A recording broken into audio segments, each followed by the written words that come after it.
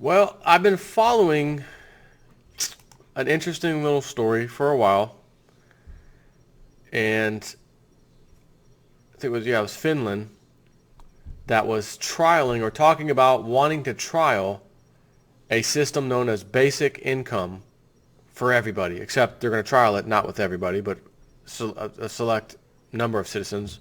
Maybe we'll find out exactly how many. Actually, it was like 2,000 citizens. It'll be a 2-year trial. And again, it's like a basic income. So whether you work or not, you get this income to essentially survive. And it's been a while since they've discussed this, but it says right here, as of January 1st, it's going to start officially beginning over in Finland. And again, this would be euros over there. But I kind of thought about this, like, is this one of those things that's going to be good for society or not? Because once again, we're going to have, the hand me everything handout state. I want my free this, I want my free that, I deserve free this, and normally you need to work in life to get stuff. You know what I mean? You don't just get handouts. However, and I think when I say however right now, I'm thinking the person who does want to work, had a good job, got screwed over by the bankster club, lost their job, whatever, down on their luck, had to get food stamps or not, whatever the case is, they're struggling basically, is the point I'm making. Those people, if they had a basic income, could still afford to stay inside their house. You see, and with a basic income, not that I'm even kind of standing up for the club or the banksters or the bastards, these bastards, so to speak, but they'll get their money. Why? Because you're getting a basic income. You're not going to get foreclosed on. You shouldn't anyways, unless you're living way above your means, etc., and even the basic income can't help you. But nonetheless, if you're living within your means, that sort of thing, and maybe I'm wrong, but maybe you'd be able to not get kicked out of your house. You'd be able to at least keep the payments rolling, basic stuff. Certainly you could, okay, I've got credit cards, I've got 3 credit cards, I'm going to default on those because I am out of work and I could file for bankruptcy and I'm good to go. But I don't want to get out of this house, essentially. So we love the house, whatever the case. We've been here for 12 years. I want to keep making payments on that. So you're going to have to tighten the belt in other places, but your basic monthly income that's coming in regardless of anything helps you do that. The other side of this is with a basic income, is it safe to say that everything we have today priced today in today's dollars, or in this case, today's euros over there, are we going to see a spike in the cost of things in multiple different things so that your quote-unquote basic income doesn't even matter anymore because of all the other stuff you have to buy going up in price pretty much eats away at your basic income and now you're left with nothing because gas prices go up, food prices go up, all these things could go up, things that they barely make a profit on. They're probably thinking, oh, we can finally raise prices now. Everyone has their salary plus a basic income. So, for example, myself, I don't need a basic income. I'm good right now. I'm okay. I can survive. I can pay my bills. You know what I mean? But if they were to tell me, oh, we're passing a law next year where everyone's going to get, what is this, 560 euros a month or 587, which to me, hold on. The money which is guaranteed regardless of income, wealth, or employment status is well below the average private sector income in Finland, which is $3,500 a month. Okay. I saw that number. I was like, what is this? So there's the answer. 587 US dollars or, hold on. 560 euros or $587. Are you telling me right now Euro to dollar? Are you telling me the dollar's above the euro right now?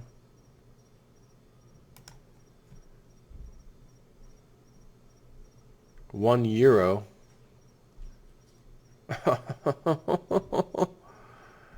€1. And no, I'm not talking about a gyro, which is a great lamb meat filled sandwich from Greece. which the Americans call a gyro. It's actually pronounced euro. We're talking about the European currency, the euro. Today, 1 euro equals $1.04 USD. Whoa. And I'm sure this happened fairly recently because I've been following the currencies over in, or at least Canada. I was telling you about how low that one was the other day compared to ours, which is insane. But the famous euro is below the dollar.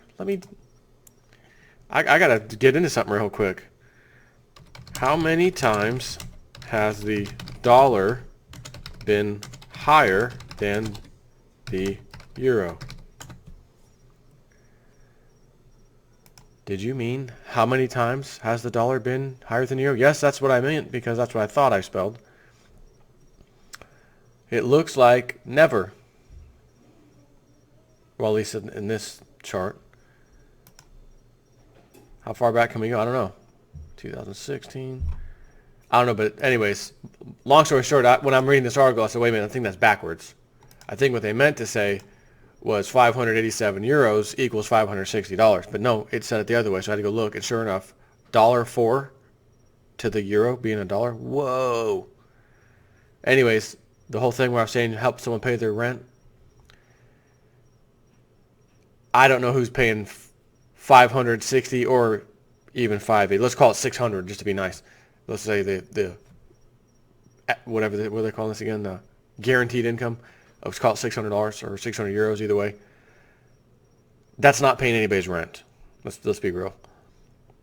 But if you and your wife are working, you lose your job or she loses her job, that can at least supplement her share or her, your spouse's share somewhat, and maybe enough to where, hey, we're not going to get kicked out of the house. We can at least pay the bills right now. We're going to struggle, but we can pay barely.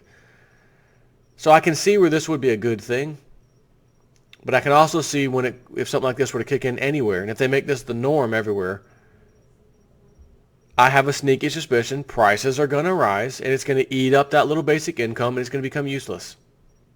Things have an interesting way of equalizing out. So I was on Zero Hedge, which is where I got this from. Just over a year ago, we reported that in what was set to be a pilot experiment, in universal basic income, Finland would become the first nation to hand out helicopter money in the form of cash directly to a select group of citizens. Again, this is a trial period, but this would be every citizen. So this would be citizen bailout. As of January the 1st, 2017, of course, the experiment in basic income has officially begun, with Finland becoming the first country in Europe to pay its unemployed citizens the guaranteed monthly sum of 560 euros or 587 US dollars in a unique social experiment which is hoped to cut government red tape, reduce poverty, and boost employment. According to Olli Kangas from the Finnish government agency KELA, which is responsible for the country's social benefits, the 2-year trial with the 2,000 randomly picked citizens who started on the first day of the year will receive a guaranteed income with funds that will keep flowing whether participants work or not. So here's another thing, though. It says, well, it's not another thing. I already said it, but it just caught me kind of off guard. I should have mentioned this a minute ago. All right, this basic income is gone. Pay its unemployed citizens. So with Finland becoming the first country in Europe to pay its unemployed citizens the guaranteed monthly sum of $560. But at the end, it's saying this experiment, at least, you're getting the money no matter what. So what I was originally thinking was, wait a minute, 560 euros for a husband and 560 euros for the wife? So you could have a combined total of, was it $1,120 or so? But then I realized this thing is saying unemployment, but the other, when I first read this, they were kind of floating the idea for everybody. Everybody just gets it. Because my question is, what's the difference if an unemployed person gets $560 per month, or like in America, you're unemployed, you're usually going to qualify for benefits, so you're going to be able to get your food stamps, or EBT card as we call it here. What's the difference? Whether you give someone cash or an EBT card. The difference is I'm going to go blow my cash on completely useless garbage I don't need because I'm unemployed. Which does what? Helps the rest of the economy stay in decent shape, because the people who can't afford these things, don't have the money to afford these things, have the money to buy these things. So I don't know what the hell to make of this, to tell you the truth. You give someone free money, they're going to use it and abuse it. They're already using and abusing the EBT cards here, in America, buying chips and soda. That's not what it's for. And if you're struggling that bad, you don't have the money to be buying chips and soda. We're not even talking about cigarettes that you're hooked on. We're talking about soda and chips. So, again, I just don't know how this is going to really play out or affect people, because now you're giving them cash to do whatever they want with. And maybe the government's bright idea is simply, well, now we can't just have the grocery stores and the gas stations and markets staying afloat because the people who we give this money to every month, the unemployed, can only spend it at those places, even though they're buying chips and soda, whatever. They can't go into Best Buy with an EBT card and buy a new TV or some other electronics that they don't need. But with money being handed to them, now they can buy food, groceries, their soda, their TVs, their computers, their laptops, their iPads, their iPhones, all this crap. And again, this is, in my opinion, that's not what this kind of money would be for. A basic income, universal basic income, to me, I understand you're getting something, but to just fruitlessly throw it out there like that and just buy garbage with it, is that really what we want? I don't know. This article is from Zero Hedge. The money which is guaranteed regardless of income, wealth, or employment status, so again, I guess this is the trial period anyways, is well below the average private sector income in Finland, which is about $3,500 per month, but is still revolutionary in its broad sweeping approach and will be closely watched by economists around the globe for its social consequences. The idea, at least in theory, is that a universal income offers workers greater security, especially as technological advances reduce the need for human labor. It will also allow unemployed people to pick up odd jobs without losing their benefits. The 2,000 lucky participants in the trial program were randomly selected, but had to be receiving unemployment benefits or an income subsidy. The money they are paid through the program will not be taxed. According to Kangas, the scheme's idea is to abolish the disincentive problem among the unemployed. Cited by AP, he said that the trial aims to discourage people's fear of losing out something, adding that the selected persons would continue to receive the 560 euros even after receiving a job. The change could also encourage more jobless people to look for work because they won't have to worry about losing unemployment benefits. Some unemployed workers currently avoid part-time jobs because even a small income boost could result in their unemployment benefits being canceled. In the Finnish case, recipients will not need to prove they are looking for work, and the money will be given regardless of any other income the person earns. Incidental earnings do not reduce the basic income, so working and self-employment are worthwhile no matter what, said Marjuka Turinen, the head of the legal unit at Kela, which is Finland's social insurance agency. A jobless person may currently refuse a low-income or short-term job in the fear of having his financial benefits reduced drastically under Finland's generous but complex social security system. As a result, the Finnish government is planning to study whether the policy will help recipients find work, as it suspects many unemployed people are putting off getting a job because they will lose unemployment benefits and therefore be worse off financially, a similar problem to that which tax credits were designed to solve in the UK. It's highly interesting to see how it makes people behave, Congress said. Will this lead them to boldly experiment with different kinds of jobs, or as some critics claim, make them lazier with the knowledge of getting a basic income without doing anything? The unemployment rate in Finland, a nation of 5.5 million, stood at 8.1% in November, with some 213,000 people without a job, unchanged from the previous year. So they're doing this experiment with 2,000 people, but there's 213,000 people that technically could qualify. And yes, with the last thing he said, or as some critics claim, make them lazier with the knowledge of getting a basic income without doing anything. Well, let's look at our great generation of millennials. That fits that description to a T. I deserve that. That's mine. I want it. Didn't win. I want a trophy anyways. I want that basic income. That's my money and I need it now. I earned it. I'm a citizen. It's mine. And I'm going to go blow it fruitlessly. Go to the clubs, go buy TVs, electronics, that kind of stuff.